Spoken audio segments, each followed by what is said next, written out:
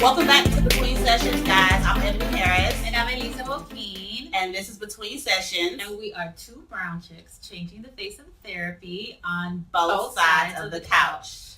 Today, we have special guests. I'm going to let Eliza introduce. Yes. So this is my dear friend and colleague, Stephanie Falcón Banasau. She is therapist. I don't want to mess up. She is therapist of Katy, LMFT, LPC, certified sex therapist, ASECT certified sex therapist, right. And she is here today to talk to us about what you should know about sex therapy. Yeah, because it's February. Yes. Love is in the air, so that's going to be the focus this month is relationships and sex. Yes, so that is what we're focusing on. Make sure that you check out the full podcast on melaninmentalhealth.com. We are posting them every Friday, the audio and the video, so you can check it out if you're not able to stay for the full thing on Facebook Live today. So we're going to get right into it. First, introduce yourself a little bit more, and then we'll start going into the topic. Okay, well, I guess some highlights are originally I'm from San Antonio. Moved to Katy, I guess now 10, 11 years ago. Went to Oneida Lake University. That's a bachelor's and graduate school. And then started working some nonprofit, and before I knew it, jumped into the whole private practice realm and loving it. Yeah. Okay. Yeah. Awesome. We're so happy. And so for those of you who are not familiar with the greater Houston area, Katy is a suburb of Houston. Mm-hmm. Yes. And how did you guys meet? Oh, God. Oh, it's so funny because as some of you may know, I'm also a sex therapist. I'm also bilingual. And I mean, social media these days, like that's how I met both of you. Right. And you had posted in a different Facebook group for therapists and said, I practice out here in the Katy area, which I also practice in, and I'm Spanish speaking also, and I'm a sex therapist. I was like, wait, what? Because we're like unicorns, like there's not a lot of us. So I was like, let me message her. We had lunch, found out we lived like 5 minutes away from one another. Wow, okay. Yeah. And so we just hit it off. And so, like I said, we're colleagues, but also she's a dear friend of mine too. So thanks for inviting me. Of course. Yeah. So you've been such a supporter of Melanin and mental health from the beginning. She's one of our dope therapists. Yes.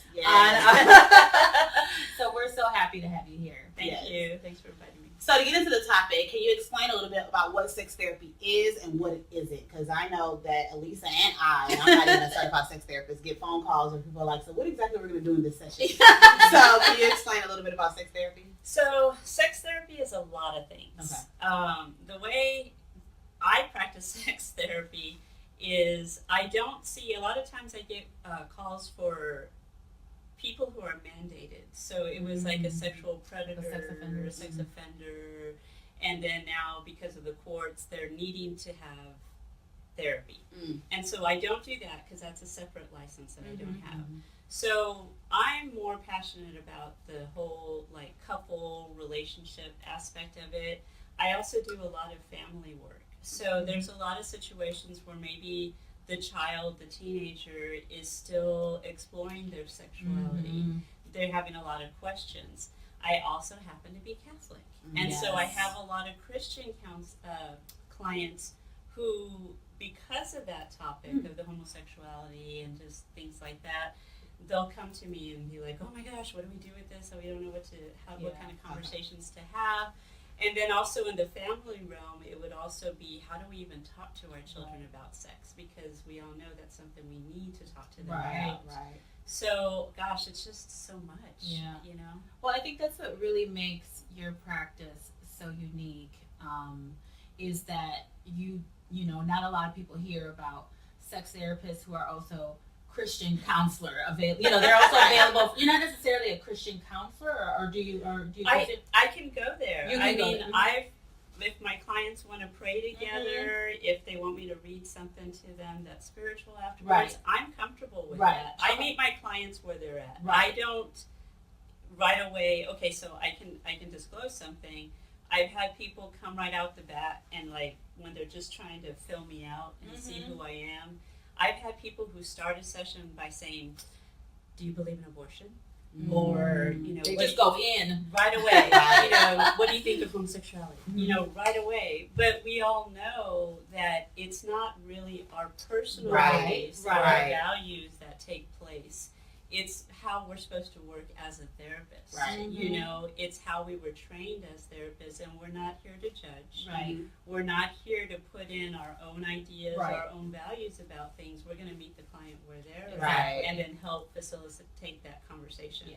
So I, you know, that's usually my way of saying, well, you know, I don't know if that really matters. Right. This is what we're going to do here. Right. You know? Right. I think that's a good point to make, especially for people that aren't familiar with any type of therapy. Mm-hmm. That, you know, coming in and kind of testing your therapist or asking because you need to make sure that all of your beliefs align. Right. It's not really the role of the therapist. Right. And more than likely, we're just going to explore why is that so important to you. Right. And what are you seeking in getting that validation of your beliefs or things like that. But I also really, really respect. I'm Right. happy that the clients do that kind of thing because I think we do have to be our own advocates. Mm-hmm. And I think a lot of times You mean for the clients? When for the all of us. Yeah. Because I think all the time, like if we go see an OB-GYN, Right. if we go see a lawyer, if whoever it is, I think a lot of times, I think it's a cultural thing. I don't know what y'all think.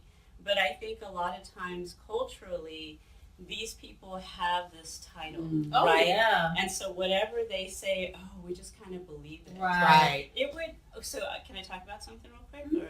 Go for it. Okay, so I used to work at a hospital, and I would translate Spanish for the patients. And I would be translating, okay, you're getting ready to have this operation, you're going to do this and that, do you have any questions? No, todo bien, everything's okay, we're okay. And I'm like, my gosh, they're going to go cut you open, they're going to take something kind of out. this blind faith, yeah. And so the answer that they would give me in Spanish all the time is, no, it's the doctor, whatever he says. Right. Whatever he says. That is, I find that a lot with my Latino clients is even with therapy. You know, it's kind of like, just tell me what to do, you know, because there is sort of this reverence for people who have some sort of license or title that you're kind of like taught to not question authority, so to speak. And so I have to kind of break it down to them, like, well, that's not really. And I think part of it, I do think that it's a really big cultural piece within our community, and it's also kind of like a lot of people will go to maybe their church, you know, like if they're Catholic, they might go see their priest, and there is more of this, like, this is what you need to do. Right. I'm the authority on this. So explaining to them that therapy is a little different. Right. The Spanish-speaking clients will always call us doctor, even though we don't have a PhD. And we'll tell them we're not a doctor. All the time. Whatever you say, doctor, what you think, doctor. Right. I was like, no, Okay. no. That's interesting because I'm trying to think if I feel like that may be the opposite in the Black community. Is that right? Where it's a lot of questioning of authority. Right. And not trusting of those people that are in those positions. Right. So it's interesting to hear from that perspective where it's kind of like that blind faith. There's this fear, I think, of the authority, and I find it also when you're working with Spanish-speaking clients that they've just, you know, they're immigrants, and so like, you know, they may be in fear of authority for whatever reason. Like, okay, I have to abide by the rules. And so there's this real sort of like, it's, I don't know, would you say it's almost like I'm not supposed to question, I'm just supposed to be okay with being here. I'm just supposed to be thankful for being here. So I'm not going to question that authority. So there's a real fear and anxiety under it too. That's interesting. Yeah. So when it comes to sex therapy, and how do clients or anyone know that, like, this is something you should be seeking or looking into? So, like, what you're asking, what are the different situations they could be in to say, like what would time to they ask look for for a help? sex therapist? Oh gosh, there's so much. So I would say some common things that I see is maybe all of a sudden low desire, libido changed at a certain time. Things are different. They don't feel the way they used to sexually, whether it's about themselves, like how they're feeling about themselves, whether it's the actual sex act and they're just not getting what they used to out of it. My goodness, there's so much. because even if somebody came to us because they were having pain during sex, or like two of my other books, two of my other books is like, erectile dysfunction and premature ejaculation. Right. Normally, we have to go and refer to a urologist or a pelvic floor specialist, because as we know as therapists, we want to rule out all the medical issues first. Right. So I guess I hesitate saying, well, if it's something medical, they should come to us. But we are a good place to start, because then we can inform them why they should probably get checked and things like that. Right. And then you mentioned like pelvic floor physical therapists, yes, which some people aren't even aware that exists. So, sex therapists who work in collaboration with other medical professionals, they're going to let you know what are these other options. Because I just learned of pelvic floor physical therapy a few years ago, going into this profession and meeting, Uchenna, Dr. Uchenna Usai, UC Logic, who's amazing, and not even knowing that that's there. So, and then our niche, in and of itself within the therapy world is so specialized, and I'm just learning about it because of this, you know? So many people are unaware of the resources that are there. Right. And so maybe that would be a good reason for them to start with a sex therapist, because we can really have a large, conversation about that, right? About, let me tell you why, and this is what we're going to do, and these are the steps we're going to take. And I feel that way with my clients, that, I want to be their advocate. I want to walk with them in this journey and not make them feel like, oh, something's wrong with me. It's like, okay, let's figure it out together. Let's journey together and figure out what this thing is. And it sounds like a lot of it is educational, like the beginning parts of, like, once they explain what the issue is that they're having, now let's explore what are the reasons and the options that you have, and what other ways, yes, this can be a component of it, but there are other options for you as well as far as getting the help that you need. And an important thing too is that you don't have to just be complacent and say, oh, this is how it's always going to be, and I have to just accept it. Right. No. I love that you say that, because I think that especially with the topic of sex, there's sort of this expectation that at a certain age, that's just not something for you anymore, or after you've been with someone for a certain amount of time, like, well, that fades, it's almost this expectation that sex will just spontaneously and naturally happen, and when it's not spontaneously happening anymore, it's just because that's nature taking its course, versus being really sort of intentional about it, just like what we talk about with our mental health, right? Right. When I was going through the training to become a sex therapist, I caught myself. I actually realized through my training that anybody above probably like 65, for whatever reason, I wasn't asking that question. What's your sex life like? How's sex, so I think it was just a stereotype I fell into. And so, that helped open up my world, and I love it because now I'm going there, of course, with all my clients. Absolutely. And I have clients like in their upper 70s and couples who have said, oh, Stephanie, we have mind-blowing sex. I love it. And life goals. Yeah. Well, let's talk about this other stuff. That's perfect. But it's great, though, because it's just that constant reminder of what you just said, that we don't have to fall into this misconception that, oh, just because I'm getting older or I've had the same partner for 3 decades already, that it has to be this way. It has to. No, I mean, we are here to get the best out of life that we can get in all areas. Yes, please. So yes, definitely, please. And I think that's what I love about our job so much, is that we see this change constantly. We see people improving. We see people growing, and so being a sex therapist is just that much more fun, because it is fun. Yeah.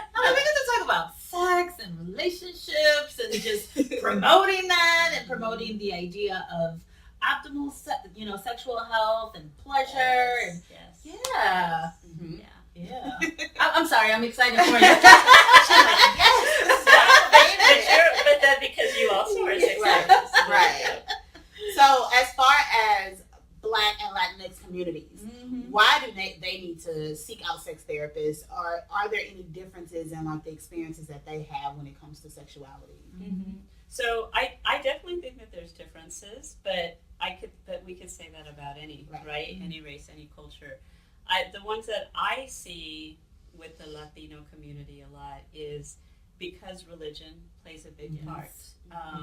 Cultural things also. So should we go there and bring up what some of that stuff is? Okay. Yes. So here we go. So you as a Latina, growing up Latina and going into this field, what are some of the kind of like pushback that you had to come up against, or that might show up in therapy? Cultural aspects of that, or cultural expectations of what it means to have sex within a relationship or just on your own. What are some of the common themes that you see amongst the Latino community? Okay. Wow, there's a lot. So some of the things I see a lot is with women, there's an obligation or a kind of being submissive kind of thing, that I'm just supposed to submit, I'm just supposed to do my duty, right? Kind of belief, where she could be suffering, she could be having pain, she could be having a lot of things, but she's not supposed to say that. Right. She's supposed to just like try not to be too bad. Grin and bear it. Yeah. Yeah. You're supposed to grin and bear it. Absolutely. And then where religion, I think, plays a big role is, I'll quote my husband because he's really good about this. And he's watching. He said hi. Hey, David. So I'm going to quote you. And he said, in church, they're real good about saying, don't do this, don't do that, don't do this. But they don't tell you what you can do. Ooh, that is good. And so that's what a conversation I get to have a lot. Because I think people come into sessions saying, no, I'm not supposed to do that. Or, no, that's not right. It's like, well, why not? You're married in the church. Let's talk about this, And so I think it's a lot about things that were imposed upon us by maybe our parents, cultural things. I think pornography is great in a lot of different areas, but I also think that a lot of people are getting education from pornography. And so I think a lot of people think, well, that's like the bad thing, especially if you're somebody who's like, oh, no, pornography is bad, and I don't want to do that. And then they come and then they're like, well, I shouldn't dress sexy because I don't want to be one of those.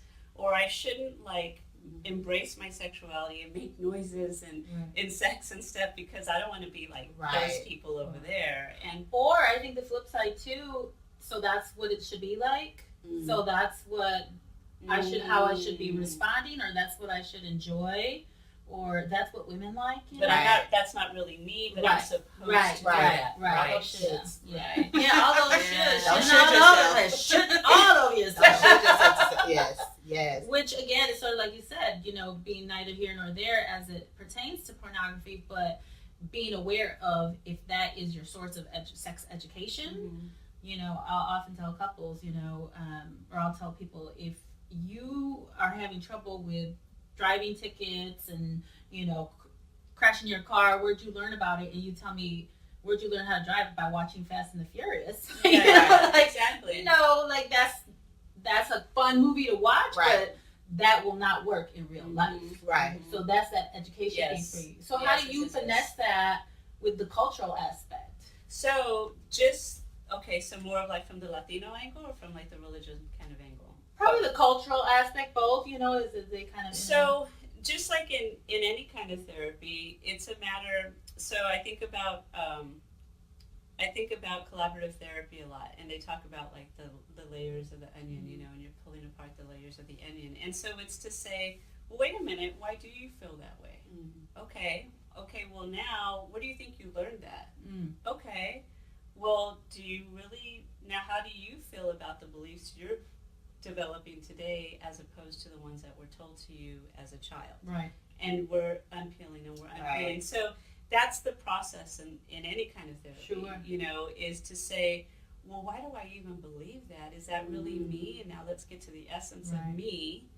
And it's like, well, no, I don't want to believe it. Right. I don't think that. Like, is that still working for you? Yeah. Right. I think You said something earlier about the things that are imposed on us, and I remember I used to do premarital counseling for the Catholic Church, and one of the preachers there was like, a lot of people are believing in their grandmother's religion and not the actual Catholic Church religion. So it's these things that were taught and told from generation to generation that was never in doctrine, was never like in the Bible, but this is what your grandmother told you were supposed to be doing as a good Catholic. Yeah. And so that's a lot of times where that Catholic guilt comes from. Is Yeah. that's about what the church is teaching you and what your generation and your family has taught you. Yeah. And then if you Mexican, that's double whammy. Yeah. Because that's how we are ruled. Yeah. That's how we are parented, is Right. with guilt. Right. You got the guilt of your suffering mother who's sacrificed everything for you, you ingrate, and then you got the Virgin Mary praying for you, and you have her in tears,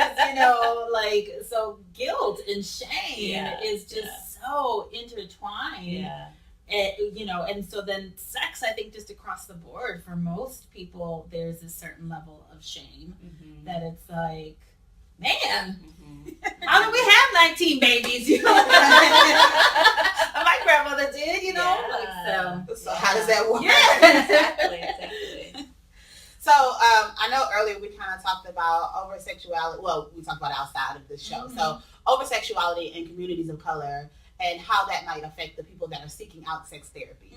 So as far as like sexuality, how women and men of minority communities are portrayed in the media as being these overly sexual people, or even as teenagers when we start to develop early, how people start to view us as a sexual being even before we even know what that means. So how do you see that as far as in your practice, where people are coming in and feeling like, well, I've been sexualized since I was 12 years old, and I've also been taught on the other end to not be sexual, so then there's a conflict there.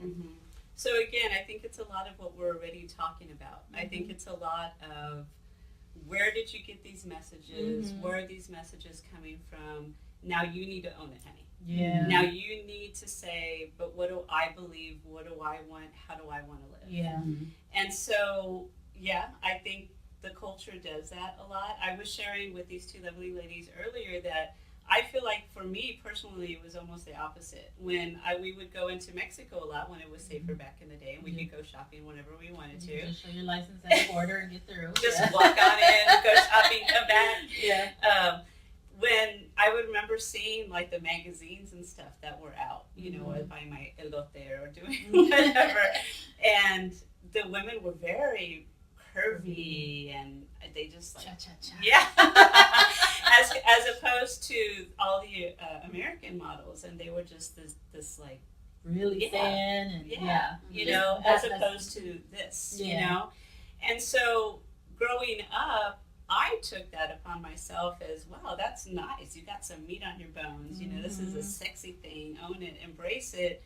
Where I see a lot of people who have embraced the American culture to say, no, this is why I think eating disorders take place, because I'm supposed to like be like this, and I'm supposed to fit this and look like them, and so I feel like I'm getting off the subject. No, but for you, it wasn't such a negative. It was different. It was a different perspective. So, but I can see where that could affect them. How they could say, well, I'm supposed to be like that. I'm supposed to act like that.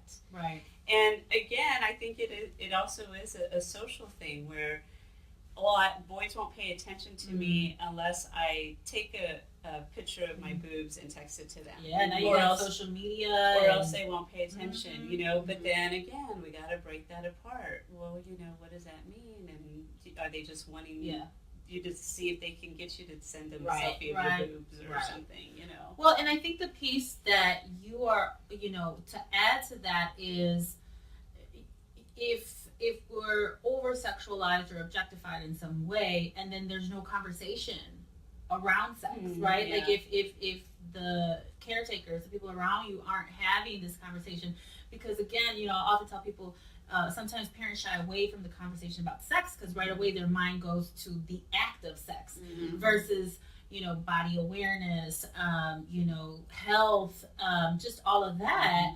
You're not even talking to me about the changes that are happening in my body for me to understand them. So it's again just these conversations that are often so taboo, in our communities. Yeah, and the poor kids, you know, because not only are they so stimulated by all these other ideas. Yeah. Now with the internet, I mean, we didn't have to deal with that. Yes. Right. So now with the It's a click internet, away. yeah, it's like, oh, I had this one experience, and so I looked it up, and so now I'm this. Right. You know, and there's so many different labels now.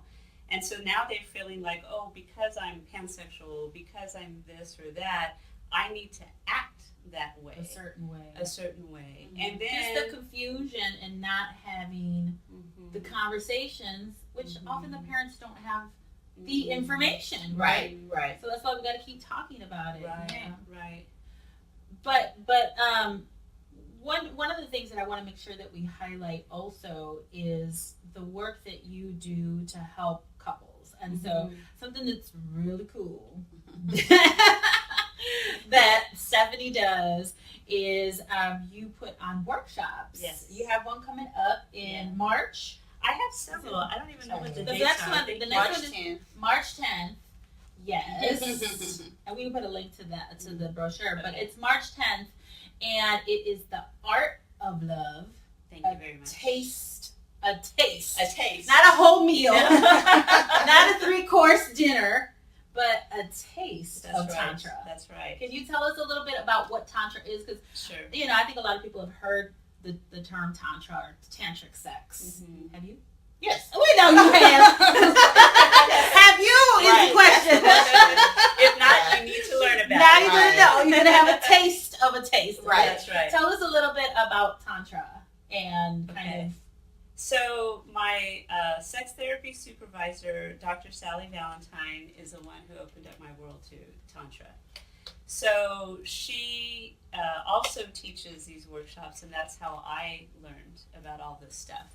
When my husband David and I went to our first workshop in Florida, thank you very much. Yeah. We went to our first workshop over there, and as a participant, it was great. As us going as a couple, it was great, and I'll talk more about that. But as a therapist, I was like, this is a missing piece. This is the piece that I need in my work to help people make this more intimate connection. I love it. And what I mean by that is I often laugh with my friends because people are like, oh, you're a sex therapist. Yeah. Yes. You know, and they probably have these ideas and all sorts of stuff. But, you know, in a boring way, what happens often in sessions is that we're talking about the relationship. We're talking about, hey, help with the dishes once in a while, you know? We talk. You'd be surprised at how little. You're like, ooh. Yes. Yeah. Tickle my fancy. And so we talk about that a lot. I could go into my whole 50 Shades of Grey theory over here, but that's another story. But certain things have to be put in place. A person has to feel safe. A person has to feel like there's a connection. And that's what Tantra does. It talks about a spiritual connection, an emotional connection, a mental, like the feeling of energies. I've been studying a lot of things because I've been seeing a lot of the mind-body-spirit connection in my work. And so I also wanted to learn, that's what got me on this journey, about like how the body is affected, how, you know, there's like a certain energy that you feel with people. We all know that. Yeah. We feel sexual energy, there's chemistry with certain people. Right. And it's to not lose that with, especially with our longtime partners, you know.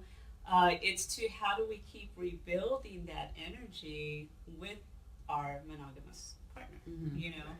And so that's exactly what we do, and we have fun. It's all day from like 9 to 6. You keep your clothes on. You keep your clothes FYI. on, because there are some Tantra workshops where you don't have to keep your clothes on. That's not it. And that's why it's just a taste. Right. Go home and get your meal. Yeah, go home. And then we'll actually do exercises together. You know, a lot of couple work. We don't invite too many couples. The space will be limited, so make sure to register quick because it's going to fill up. And then what happens is we want to make sure everybody feels comfortable. Because I've had a couple the safety of it. Yeah, I've had a couple of people say, I'm going to do stuff in front of other people or say things. No. We're going to make sure to respect that. Right. And Have your privacy. Everybody will have their privacy and their space to talk and do what they have to do. And my husband and I will guide you through the whole exercises. That is awesome. that to me is so dope, because I love what you're saying. It's like, again and again, it's how can we connect all of these parts of who we are. And you said creating or sustaining or something like that, being intentional about what you're infusing into your relationship, and not just it's faded, and so that sucks. And so Tantra focuses on that, on the intent, on being present, on focusing, on making sure that when I use this example a lot with my clients, where I'll say, okay, look, I can hand you this, right? So I'm going to hand it to you, or I can hand it to you. Oh, that's a great example. Y'all didn't feel that, right? But it's completely different. But you could probably see and feel from a distance the difference. Yeah, right. Absolutely. And so even the reaction of you're like, okay, all right, And I think what happens is when we're with the same people, we know with our friends, we treat the same people the same way all the time, and we forget the intent. We forget to really be present, to really share that emotion, to really say, no, I'm here for you, and let me tell you why. Right. I think especially in our world now with, our technology and just so many things that beg our attention also, that it is so easy to lose that connection, and being intentional about restoring it. Love that. Right. Making that decision that this is going to be the priority, and so what do I need to do to create the type of love, sex, whatever that I desire. Right. And then I just want to make sure that everybody knows that this isn't something just for clients. I mean, this is something for a therapist. This is for your friends. Anybody can attend these workshops. Right. Not any age. You have a certain age that. Wow, that's a good question. I don't know if I've had to do that yet. Because for me, as long as it's a couple. Okay. So I guess if they're minors, I guess I'd have to say, I mean, are they married? Right. Or is there some kind, do I need their parents' permission? Do you have the ability to sign documents on your yourself? own? That would be a good probably. So couples at any stage in their relationship. Yeah. Okay. They don't have to be married. No. Yeah. No. Okay. Yeah. So before we started, I know for Facebook Live you were showing some of your resources. Can you go through a couple of those, just so for the audio and for the big people that are on now? Sure. A couple of your favorite resources and why you enjoy them so much. Okay, so often people want to know more about Tantra. So this is a book that I had to Spiritual Sex, Secrets of Tantra from the Ice Age to the New Millennium. Wow. By Nick Douglas. So it just covers everything. So if you just want something informative about it, this would be a book. Okay. And then I didn't bring it, but there's an Idiot's Guide to Tantra. So that one too. Let's see. So this one is also all Tantra stuff. Secrets of Sexual Yes, Ecstasy. you got some good stuff. Yeah. I am going to be coming over. And I have the DVD in my office, so we just have to have a movie night. Yeah. We'll have to have a movie night. Popcorn. Let's talk about it. Therapist, get in touch with us. Maybe we'll have a therapist. That would be movie night. awesome. We should. That would be very awesome. We're going to do it. We're doing it. We're doing it. DM us. Right. If you're interested, if you live in the Houston area, let us know if you're interested. Yeah, That would be definitely. very awesome. Yeah, That would be and good. come over to my office. I'll make it cozy and we'll watch I'll movies. offer to see you or something. Okay. We're talking about that. We're talking about Wait a second. Okay. Yes, all the ideas. So, something that I like to show a lot is Betty Dobson's Celebrating orgasm. Betty Dobson is ultra cool. Oh, And yes. so she wrote a book like in the 70s or something that got a lot of attention. She's through ASEC, and she's a sex educator, I believe. Can you tell what ASECT is? So it's AASECT. That's the acronym. Okay, the Association, American Association, Sexual Educators, Counselors, and Therapists. Thank you. Yes. And so what it is essentially it's an organization where they require a certain amount of hours, a certain courses for you to take, a certain amount of supervision, and that's because I think it's Florida is the only state that regulates who can call themselves a sex therapist. And so, if you're looking for a sex therapist, if you're interested in possibly exploring sex therapy, again, which is just traditional psychotherapy, we just have extra training in sex. Knowing that anybody can call themselves a sex therapist, but finding out what is the educational background that they had for that. Right, and that's really good to mention that, because I get a lot of calls from people who say, how do you do this? How do you become a sex therapist? Yeah. So here in Texas, what happens is we get licensed, right? So we have our LPCs or MOTs or social workers. And kind of like what you said, essentially anybody can do it, but what was happening for me was people were coming to me with like issues of vaginismus. Right, Or which you don't learn in your master's Right, program. or you take one class on it. Yes. I didn't even know what it was. Oh, really? Right. Okay, we had a human sexuality class. You had a really good Yeah, I program. probably Yeah. So now my school is offering it, so I'm so happy about that. But so I found myself saying, whoa, there's a lot of things that these people really need to know in a practical sense. Right. And I don't know how to share that with them. And so then that's why I took it upon myself post-graduation, post-licenses, to go back to school and then get the training. And Which and I don't mean to derail, but I think it's important for people to know also that if possibly they've had a bad experience with a therapist where they brought up the topic of sex, or they brought up something like a case like, for example, vaginismus, and the therapist didn't know what to do with it, that can shy away people. That can cause more shame, because it's like, well, geez, not even my therapist knows about this, or my doctor. And just knowing, it's unfortunate that it's not just kind of understood, or you're not given that training, that it's specialized training, which is what that's the part that I would want them to know. Right. Seeking out someone that maybe has more of these resources, because they could also have their individual therapists, and like, I'm limited, like if you need help with substance abuse or something, I'm going to refer you to someone, or we can continue doing this work, and then you see that therapist for that. So just knowing that piece. Right. But again, with that said, if somebody suffers from issues, that's why we refer men to like urologists. Right, for the medical piece. Because it'll be more specific type of tests that they're going to do and things like that, and then the pelvic floor specialist. So sorry about that. I just wanted to that. No, But that's what was really cool about what Betty does. So one of the things that we do as sex therapists is something called body mapping. Yes. And I love that. And the analogy I was given was, if you're going to invite somebody over to your city to visit you at your city, and you don't even know what restaurants are good, or what you like to eat, or what you like to go see, I mean, not so good of a time, right? But if you're already familiar with your city, you know your city pretty well, you're going to have a pretty good time. Right. Come explore the city. but know your city first. Right. You have to learn somebody to your city. Put your pinpoint right here. Okay, we're having too much fun. All right. Where's the wine?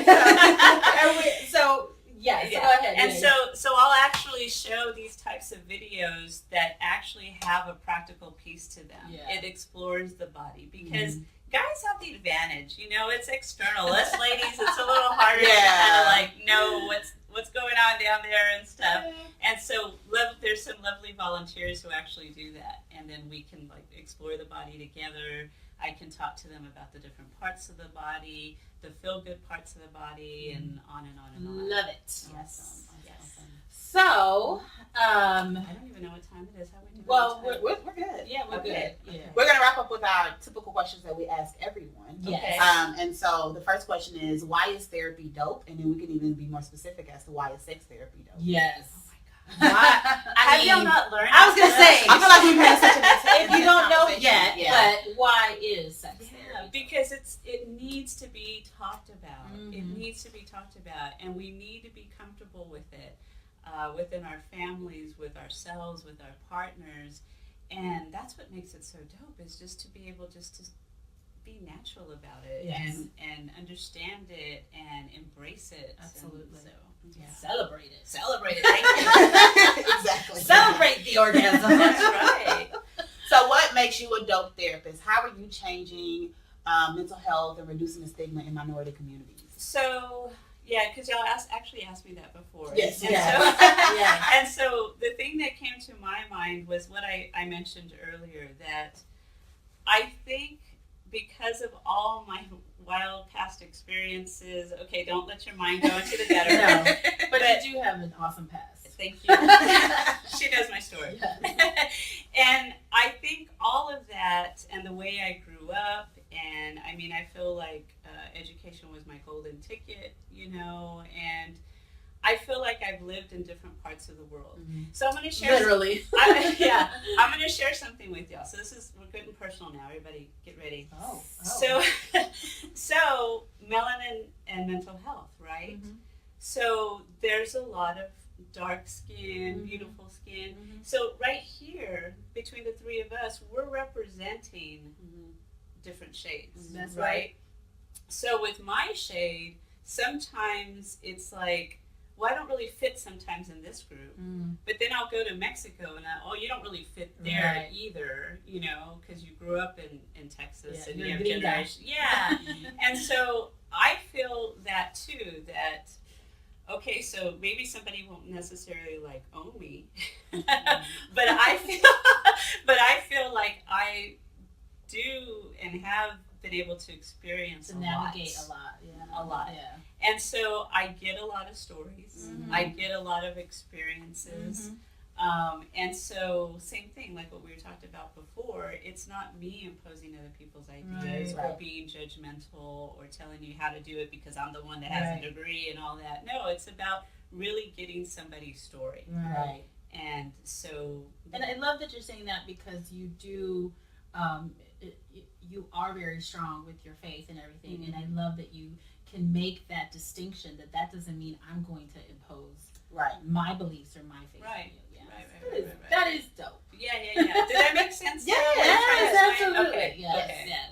So tell our audience where they can find you, how they follow you, how do they sign up for this awesome workshop. Oh shoot! I have a big old sign that has Let my me- information. Okay, let me tell you, because I have to help her out. So you Okay. can find her at therapistofkaty.com. That's your website where Yes. they can go to book. Therapist singular. Yes, Therapist of Katy, Okay. Katy. Right. And you're also on Instagram as Mhm. Therapist of Katy, on Facebook. Facebook, Therapist of Katy. Yeah. And so Psychology Today. yes, and now if they want, and of course on the Melanin Melanin Mental Mental Health Health directory, directory. she has been from the jump. beginning. Yes. Yes, you can find her. She's one of our dope therapists listed there, and we're gonna have also a blog with a little bit more about Stephanie on there soon. Yeah. And then to sign up for your workshop, they can go to your website and Mhm. call you. I have email an events page on my workshop, Mhm. so click that, and then it'll walk you Yeah. through everything. Awesome. Yeah. And we're serious about the movie night. Yes, let us know if you live in Therapist. this area and you're interested in learning more about Tantra sex, Yes. orgasms, and anything that can Yeah. help your couples. Yeah. We're doing it. We're so doing y'all can let us know if y'all want to Stay come or not. tuned. Right. So, yes. All right. All So thank you right. for being Yeah, here. it was fun. Thank you, ladies. Thank you for watching. You Yes. can follow Melanin and Mental Health across social media at Melanin and Mental Health and on Twitter at Melanin Health. Also follow us on all the podcast platforms, iTunes, SoundCloud, Stitcher, Yes. Google Play. iTunes, guys, go in, and if you do have an Apple phone, subscribe and leave a review. That way more people can know about us. I have learned from podcasting from all these years that iTunes reviews are gold. Like they are very, very important. So please go leave a review, tell everybody Leave us how some awesome we love. are, how dope we are, and what we're talking about and how much you enjoy it. And next week we're gonna be back on Valentine's Day, and it'll be me and Elisa. So send us some questions because Ebony and I are also, relationship therapists. We specialize in sexuality. Mhm. So if you have some questions that you want us Yes. to answer about relationship sex as a therapist, as client, go ahead and either DM us or send us an email at info@melaninandmentalhealth.com, and we will, anonymously answer some of these questions online Yes. at our next show. And then February 16th. February 16th is the live show of Room for Relations. So as some of you know, I have a podcast called Room for Relations, which is a sex and relationship podcast. We discuss everything from the first date to the last orgasm. So we are going to have a live show in collaboration with Melanin and Mental Health next Friday at Momo's Food and Wine here in Houston, Texas. It's this beautiful wine bar that they're opening it up to us. So come on by, mix and mingle, meet with other therapists, meet with other people. It's not just for therapists. It's for everybody. Again, the theme is relationships and sex this month. The theme of the event is, you look good, but are you good for my mental health? Oh yeah, I love that. We're going to be talking about mental health and relationships. Yes. And if you have ever heard any of my podcasts, just know it's just a conversation. It's just a conversation. So if you have any questions for that, letters, I don't know if we're going to do like a live letters or if you can send letters in early. Maybe send letters in early so it could be kind of anonymous. But if you want to ask questions while you're there, that's welcome as well. So it's going to be a good time, so make sure that y'all sign up for that. Yes, and don't forget, we are still in the month of February. Yes. Looking for 100. Wait. 1. Oh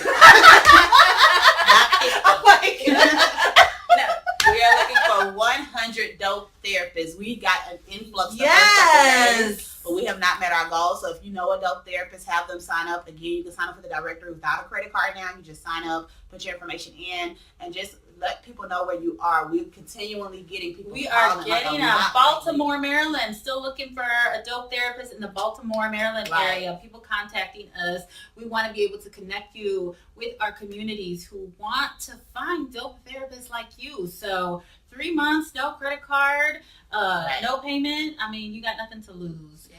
And all you Latinos, where are y'all? Yes, represent. We need more. That was the thing. We need also some more Spanish speaking therapists to list there. We have a handful of them, but more Latinx therapists to put on there as well. So, all right, thank you. Bye. Thank you, Stephanie.